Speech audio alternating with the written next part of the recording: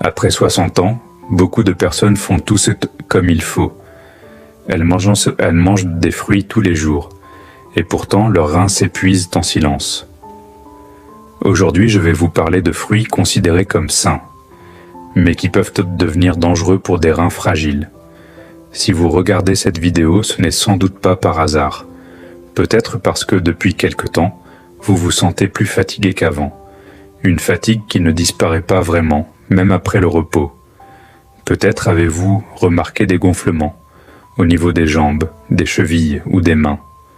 Ou alors ce sont vos dernières analyses médicales qui vous ont interpellé.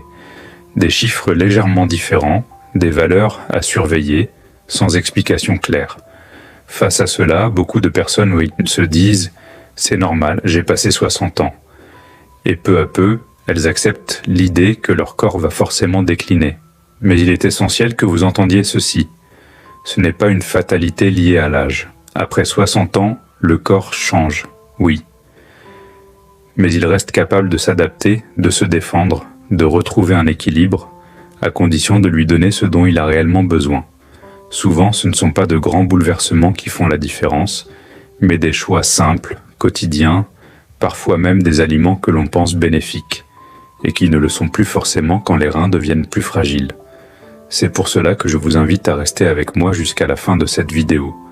Je vais vous expliquer, avec clarté et bienveillance, quels sont les fruits qui peuvent surcharger des reins affaiblis après 60 ans, mais surtout quels fruits sont plus sûrs, plus doux, et peuvent réellement soutenir vos reins et préserver votre énergie au quotidien. L'objectif ici n'est pas de vous inquiéter, mais de vous aider à mieux comprendre votre corps et à faire des choix éclairés, respectueux de votre santé. Sur cette chaîne, Santé après 60 ans, nous parlons de prévention, de compréhension et de solutions concrètes pour continuer à vivre pleinement, avec plus de confort et de sérénité.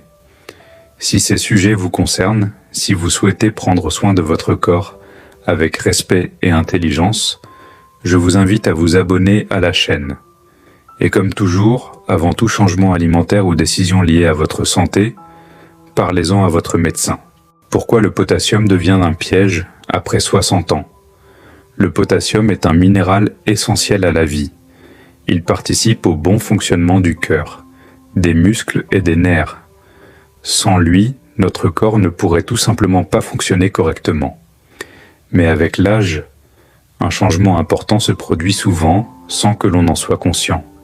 Les reins deviennent plus lents, plus sensibles, moins efficaces pour éliminer l'excès de potassium. Quand on est plus jeune, cet excès est facilement évacué. Après 60 ans, surtout en cas d'hypertension, de diabète ou de traitement médicamenteux, le potassium peut commencer à s'accumuler silencieusement dans le sang. Et ce phénomène ne provoque pas toujours de symptômes immédiats. Pas de douleur, pas d'alerte franche. Juste une surcharge progressive qui fatigue des reins déjà fragilisés. C'est pour cette raison que certains aliments pourtant naturels, et même recommandés pendant des années, doivent être consommés avec plus de prudence après 60 ans. Avant toute modification alimentaire, il est essentiel d'en parler avec votre médecin. Les 3 fruits riches en potassium à limiter, avec douceur sans jamais culpabiliser. 1. La banane. La banane est l'un des fruits les plus populaires, facile à mâcher, pratique, rassasiante. Mais elle est aussi particulièrement riche en potassium. Chez une personne aux reins fragiles, une consommation régulière peut devenir un vrai fardeau, obligeant les reins à un effort constant pour éliminer cet excès. 2. La mangue. La mangue est douce, agréable, souvent associée au plaisir. Cependant, elle concentre à la fois beaucoup de potassium et de sucre. Ce double impact peut compliquer le travail des reins, surtout chez les personnes fatiguées ou diabétiques. 3. L'orange et surtout son jus.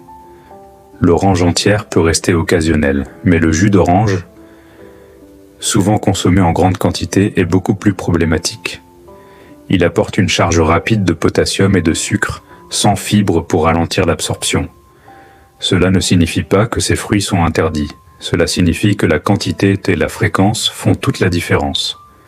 Chaque situation est unique. C'est pourquoi, avant tout changement alimentaire, parlez-en à votre médecin. Les 3 fruits SRS est plus doux pour les reins. Après 60 ans, l'objectif n'est pas de se priver, mais de choisir avec plus de conscience. Certains fruits sont naturellement plus doux pour les reins, mieux tolérés, et peuvent être consommés avec davantage de sérénité. La pomme. La pomme est l'un des fruits les plus sûrs pour les reins fragiles. Elle est pauvre en potassium, riche en eau et facile à digérer. Elle hydrate en douceur, aide à l'élimination des déchets sans surcharger les reins. C'est un fruit simple, rassurant, que l'on peut intégrer facilement au quotidien. Les fraises n'appellent sont légères, peu chargées en potassium et riches en antioxydants. Elles aident à lutter contre l'inflammation et soutiennent le corps face au stress oxydatif, un phénomène qui augmente naturellement avec l'âge. Consommées en portions raisonnables, elles apportent fraîcheur et plaisir, sans fatigue inutile pour les reins. L'ananas. L'ananas est apprécié pour son côté rafraîchissant et sa bonne digestibilité. Il est mieux toléré par les reins que de nombreux fruits trop riches en minéraux. Sa consommation modérée peut contribuer à une meilleure digestion et à une sensation de légèreté, ce qui soulage indirectement le travail des reins. Ces fruits ne font pas de miracles, mais ils respectent le rythme d'un corps qui a vécu, travaillé, aimé, traversé les années. Ils accompagnent, sans forcer. Après 60 ans, votre corps ne vous trahit pas. Il vous parle. Il vous envoie des signaux, parfois discrets, parfois plus insistants, non pas pour vous punir, mais pour vous guider. Apprendre à l'écouter, c'est une forme de sagesse. C'est accepter que les besoins changent, que le rythme ralentisse, et que prendre soin de soi devient une priorité, non un luxe. Choisir les bons aliments, ce n'est pas se restreindre. C'est poser un acte d'amour envers soi-même, un acte de respect pour le chemin parcouru et pour les années à venir. Et comme toujours, avant toute modification alimentaire, parlez-en à votre médecin. Si cette vidéo vous a touché, si certaines paroles ont résonné en vous, je vous invite à prendre un instant pour écrire un commentaire. Indiquez simplement votre âge et le fruit que vous consommez le plus souvent. Ce geste peut sembler simple, mais il est important, parce qu'ici vous n'êtes pas seuls. Nous sommes une communauté de femmes et d'hommes qui avancent ensemble, qui apprennent les uns des autres, et qui cherchent à mieux comprendre leur corps à chaque étape de la vie. Si vous souhaitez continuer ce chemin avec nous, recevoir régulièrement des conseils clairs, humains et accessibles, je vous invite à vous abonner à la chaîne Santé après 60 ans. Ici, nous parlons de santé avec bienveillance, sans jugement, sans peur, avec l'envie profonde de vous aider à préserver votre énergie, votre autonomie et votre qualité de vie.